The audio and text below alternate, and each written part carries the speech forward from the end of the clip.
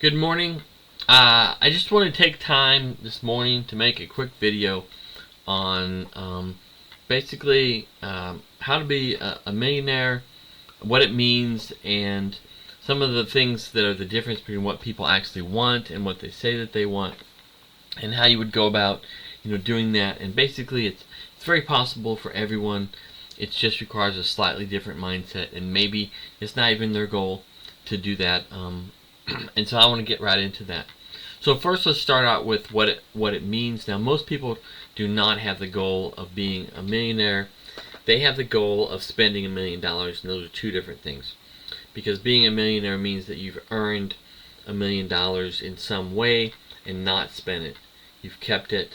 And so I'm going to refine that definition just a little bit and show you how a couple mechanisms can actually get you into that kind of an unspent earnings level. And the goal of that unspent earnings is so that you can spend your time the way you want to spend it. And if you have $1 million and you give yourself your time and you can do what you want and you go and spend $1 million, then you don't have it. And so most people don't really have the goal of being a millionaire, but I can show you how you can accomplish that. And so let me transition here and just throw up a spreadsheet. So let's say you have a house. First of all, you have to understand a little bit about assets. Okay, an asset is something that, for this definition, makes you money as you own it.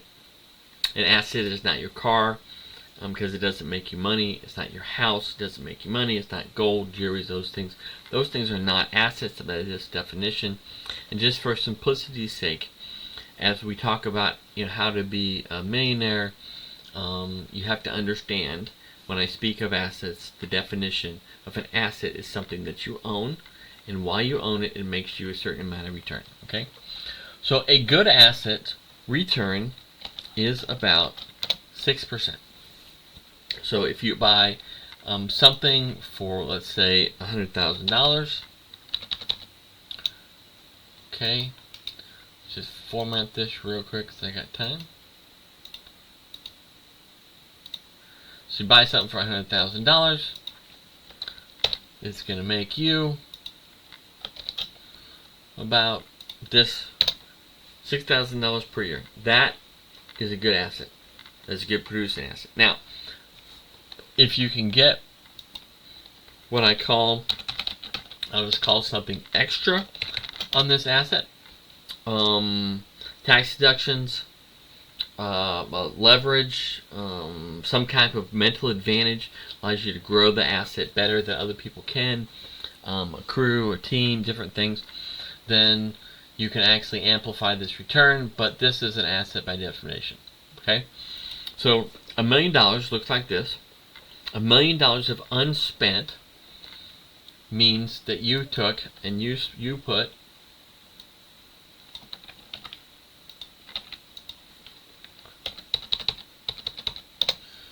$1 million into assets, or you have $1 million. If you have $1 million, then you can then invest it wisely. And this is a millionaire. This is what you're talking about. Now, most people do not want this, okay? And if you're saying right now that this is not what an asset is a house, a car, or these things, then you're probably one of these people. And so you say most people. They take the $1 million, and what they really want is to buy something that produces zero, okay, at 0% return. So gold, jewelry, a house they live in, whatever it is, it produces zero. That's really what they want. If you ask them, if you get $10,000, what do you get? Or $100,000, they say buy a car. A car produces nothing. So to actually be a millionaire, you have to first know what it is and kind of want what that is and understand what that looks like. And so let's look at a house, okay? So you take a house, and let's say a house costs $250,000. Let's just get my formatting here. And let's say it costs $250,000, and that $250,000, let's say the house rents are $1,600 a month. Your expenses, nothing to do with interest rates or anything or leverage, but your straight expenses, let's say, are maybe $400 a month. Okay, so your net is an hour 1,200 times 12. Okay, then per year your return is this divided by this, straight up. Okay, now this, if you bought it in cap, would be about a 5.76% return on your money, which is fine. It's not great, but if you go and instead of buying this house that rents for $1,600 a month for $250,000, let's say you buy it for $210,000. You find a deal somewhere, you buy it for $210,000. Now you're at 6.86%. That could be an asset. Now, don't get distracted by this amount of money, okay? Because this amount of money can come from lots of places. But let's say that you put $20,000 in. Let's say you put, let's say $50,000. Nah, let's go with 20. Because maybe you find a way to do it a little cheaper and you have $20,000 in. Alright, now, towards your $1 million, this is $20,000. Okay? So, you have this goal of putting $1 million in 6% returning assets. Don't get distracted by this top line. You put $20,000 in. Okay? Now, how does a house that you put $20,000 in make you a millionaire? Well, it doesn't up front. But let's say that you put $20,000 in. The house is actually worth, at 6% return, let's say it's worth $230,000. Okay? Which says 6.26. Let's see what it's actually worth. You're buying it still for $210,000 because you got a deal. Alright, it's worth $240,000. Now, you can probably count because of that return and say, okay, so now because I bought the house at an advantage, alright, bought the house at an advantage, now I can count that I put another $40,000 into the house. Okay?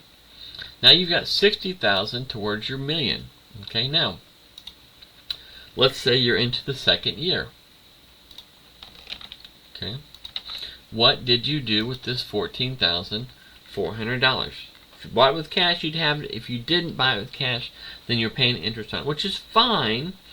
But what you have to give yourself credit for is really what money you have actually goes in and creates that income. And so let's say that of this $14,400, you actually use part of that for payments and interest. And let's say you put $5,000 in year one towards your principal. Okay? And we're just going to say year one. So you have $5,000 towards the principal in the house, and that is money creating a return. And let's say this house, at a reasonable level, goes up in value by 5%. That's $12,000. So you have one house now, and through your creation of wealth, through buying it at the right price, and through your down payment, through these, you have now totaled $77,000 towards your $1 million status. Okay?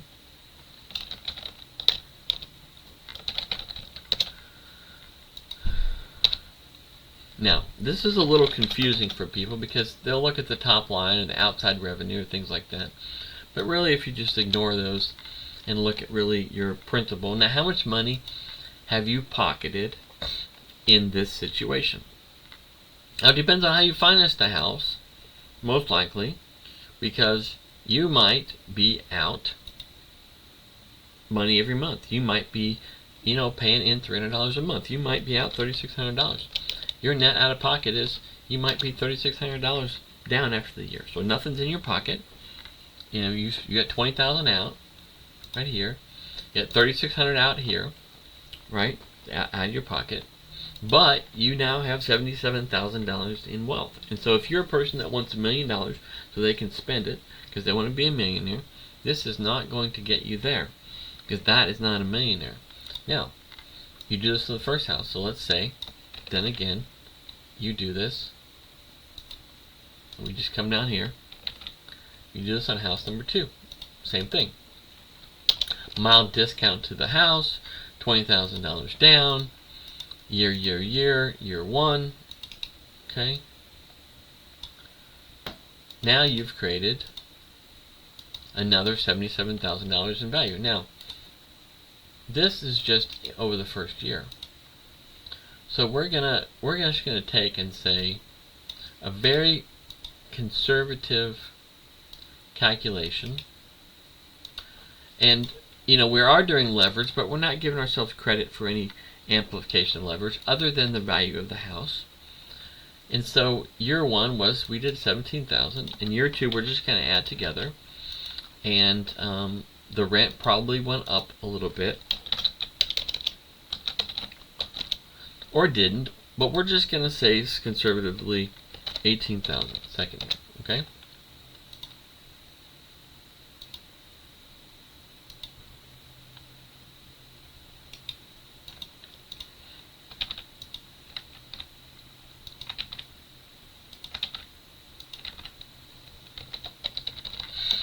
Alright, so 18,000 here, 18,000 here. 2 houses, right? How much money do you have now that you've done your 2 houses? You have none. If your goal was to spend,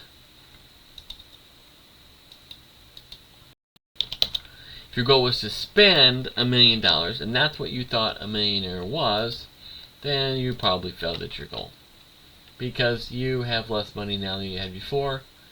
And we're just changing our formula here to 26. Okay. And we have 2 houses. Alright. You see them right here. House 1 and house 2. This is year number 2.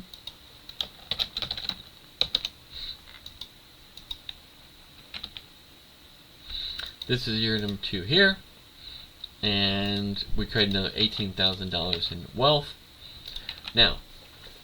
Now we have around $190,000 in wealth. Now, don't forget that we may still be at negative cash flow. So now we're at not negative 3,600.